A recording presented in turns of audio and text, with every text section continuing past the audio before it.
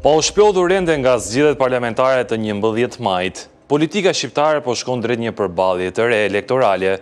Vendimi i socialistëve për të shkarkuar Erion Veliajin, si dhe vakancat e krijuar në 5 njësi të tjera vendore, do të sjellë një përplasje të re ndërmjet majorancës socialiste dhe opozitës demokratike për të fituar drejtimin e tyre.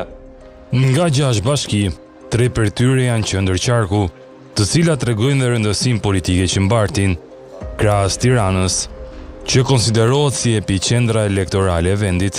Berati dhe Vlora plotësojnë trion e qendrave të qarqeve që kërkojnë një kryetar bashkie, ndërsa Gjashqa plotësohet me Matin, Tepelenën dhe Cërikun. Historiku i tyre elektoral tregon se të paktën në 3 proceset e fundit, të 6 bashkitë janë drejtuar nga socialistët, ku së fundmi në krye të Beratit ishte Ervin Demo, që hoqi dorë për të garuar në zgjedhjet parlamentare, së bashku me Tërmet Peçin e Tepelenës dhe Agronmalen e Matit. Nuk është vetëm Vlora. Nuk është vetëm Vlora. Dhe dorëheqja e Ermalit sot, pas bisedave që kemi bërë bashkarisht, është treguesi pikërisht i asaj që thash. E një njeriu që e ndjen, e do Vlorën, dhe që i vetmi problem që ka është që duke ndonjë për një kohë shumë të gjatë jashtë Vlorës, larg Shqipërisë si diplomat, u zbut më shumë se ç'duhet. Vakancat në Vlorë u krijua një ditë përpara se sa Edi Rama të njoftonte kabinetin qeveritar, ku Ermal Dredha dha dorëheqjen pas një 2 vjeçari të kritikuar vazhdimisht nga krye socialisti. Drejtimin e punëve të fshatit ka vendosur t'ia besoj një të riu nga një provincë e Shqipërisë. Kryetari i Bashkisë së Rikut Andis Salla do të jetë ministri i ri i bujqësisë dhe i zhvillimit rural. Vakanca në drejtimin e Cërikut, nga ana tjetër ishte një aksident politik, ku Edi Rama vendosi që kryetarin e kësaj njësie vendore ta gradonte ministër të bujqësisë, gjë e cila pasolli dorëheqjen e tij dhe krijimin e vakancës. Por nëse historiku këtyre bashkive nuk mbar ndonjë ngarkesë të madhe, ajo e Bashkisë së Tiranës përbën edhe tensioni më të madh politik brenda Partisë Socialiste në 15 vitet e fundit. Vendimi i Këshillit Bashkiak i hapi rrugë Edi Ramës, që me vendimin e parë të qeverisë së tij të shkarkonte Erion Veliajin, Benjamini i cili deri para një viti konsiderohej si pasuesi i tij në krye të Partisë Socialiste.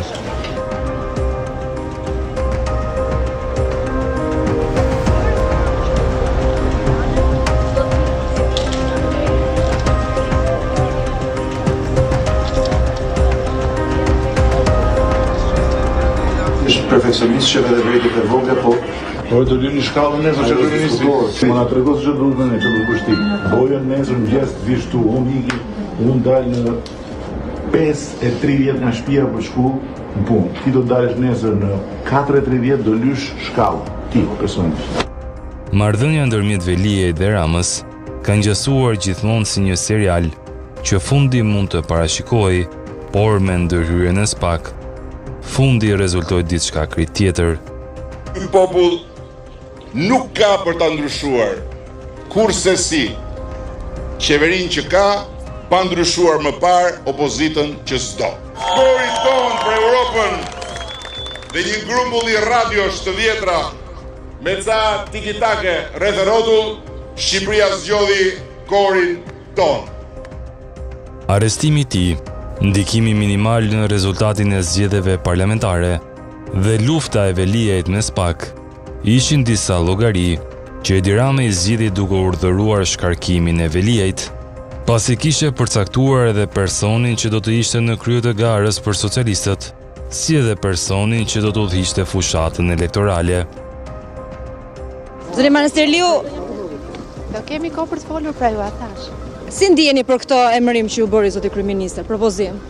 Sapo ka mbaruar mbledhja e asamblesë, do kemi kohë për të folur. Ju e keni një ndjesi, besoj.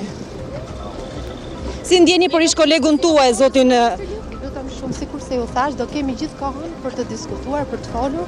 Është besim shumë e madh, përgjegjësi shumë e madhe për të gjithë. Jemi një skuadër dhe kemi punë të mëdha përpara. Nëse Ogerta Manastiriu është kandidate e socialistëve për Bashkinë e Tiranës, drejtimin e fushatës elektorale do ta bëjë Belinda Balluku.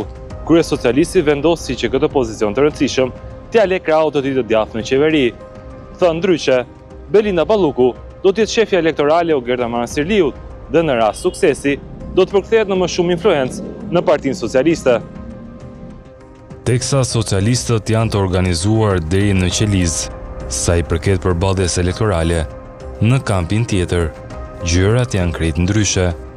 Publikisht, askush brenda Partisë Demokratike nuk pranon të thot një emër si kandidaturë zyrtare, duke filluar që nga Sali Berisha. Secili është i vendishëm që zë kryesor për zgjedhje do jetë Partia Demokratike. Ndaj dhe pasi tulemi me aleatët dhe partitë opozitare tjera, aleatën tërësi, të debatohet, të diskutohet, do t'ja japim kandidatin. Partia Demokratike ka disa kandidat të shkëlqyer brenda, jashtë, kudo. S'kemi asnjë problem. Emrat për të cilët flet Berisha duket të jenë kandidatura dhe jo sfidant për socialistët, pasi edhe ato persona që rezultuan me influencë në Tiranë, referuar rezultatit të zgjedhjeve parlamentare të 2025-s, tashmë nuk pranojnë të bëjnë një hap përpara, sa i takon pranimit të sfidës, duke filluar që nga Ilira Ali Mehmeti. Gjasat më të mira që tani keni ju. Ka Jorida Tabaku. Jorida Tabaku, dakord, por ka thonë nuk bëhem, sepse u sfidua dhe kaloi në parlament. Por hyn një garë, ti hyn garë jo për qefin e garës, ti hyn garë për të fitu. Jam lojtar për program, për një program që të mundesh ta implementosh, të kesh kohën të bësh strategji, të kesh kohën të bësh programe, të kesh kohën të bësh buxhete, ti merresh me ekspertët më të mirë për t'i bërë ato. Jo të marrësh çka kalon Erion Velie. Emri Jorida Tabakut duket një pas boshe, pasi demokratja më e votuar në qarkun e Tiranës ka hedhur poshtë çdo hipotezë të mundshme që ajo të jetë sfidantja Ogerta Manastiriut. Kjo për shkak edhe të betejës së fortë që pati për të fituar të vetmi mandat të demokratëve në listën e hapur. Unë kam, ju përgjigja dje pyetjes suaj, unë kam ngarkuar një grup për 3 personash që do të negociojnë me partitë e tjera për emër. Jo, më falni një minutë. Do t'jetë Flamur Noka, Belin Kliçi edhe zoti Ilir Ali Mehmeti. Do jenë përfaqësuesit tanë do negociojnë me partitë e tjera. Kur është e vështirë të gjendet një kandidat për Tiranën, logjika të bën të mendosh se njëjta situatë mund të jetë edhe për 5 bashkitë e tjera. Kjo për shkak edhe të një procesi që përsëritet sa herë që ka zgjedhje të pjesëme vendore, ku partia në pushtet ka fituar të gjitha përballjet që janë zhvilluar, që nga ndarja e re territoriale deri më sot. Apo thënë ndryshe, socialistët kanë fituar sa herë që ka pasur zgjedhje të pjesshme, qofshin në bastione demokrate si Kuksi, apo dhe në ato njësi ku rezultati nga tepër i ngushtë u kthye në diferencë me mijëra vota. Dhe i vetmi element që mund t'jap pak frymëmarrje demokratëve është koha në të cilën do të zhvillohen këto zgjedhje. Për 5 bashki procedura është tepër e thjeshtë. Këshilli i Ministrave duhet njoftojë presidentin e Republikës dhe më pas presidenti i Republikës ka 48 orë kohë për të dekretuar datën e zgjedhjeve, e cila nuk mund të jetë më e herë se 30 ditë dhe më vonë se 45 ditë. Çka do thotë se 3 diellat e para të muajit nëntor mund të jetë data zgjedhjeve, por për Bashkinë e Tiranës situata është më e komplikuar. Referuar ligjit për vetëqeverisjen vendore dhe nenit 115 të Kushtetutës, kur mandati një të zgjedhur i vendor ndërpritet, ai ka të drejtë ankimojë në gjykatën kushtetuese. Dhe nëse ndodh ky ankimim, atëherë procedura e zgjedhjeve të pjesshme ndërpritet më një herë, derisa të shprehet gjykata kushtetuese. Të paktën ky është precedenti që ka ndodhur deri më sot. Këshilli i Ministrave është ide se kjo praktik nuk ka pse të përsëritet me Erion Veliajn, duke u shprehur se shkarkimi nuk lidhet me një vendimarrje të qeverisë, por të Këshillit Bashkiak, duke cilësuar çështjen si administrative dhe jo kushtetuese. Kësaj me këtë logjik, sipas qeverisë, edhe Tirana duhet të shkojë në zgjedhje në një ditë me 5 bashkitë e tjera. Llogaritë e partive politike duket se janë të ndryshme nga njëra tjetra.